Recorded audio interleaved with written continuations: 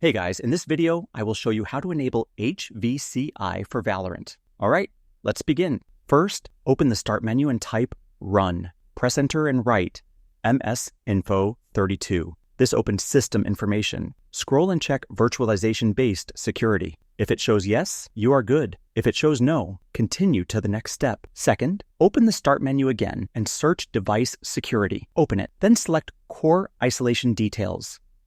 Turn on memory integrity. If it was already on, toggle it off and on again. Then restart your PC.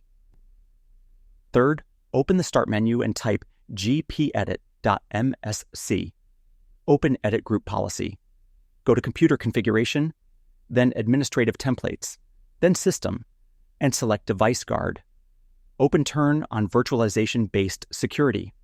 Set it to Enabled. Apply it and restart your computer. So that's basically how you can enable HVCI for Valorant. And that's it for this video.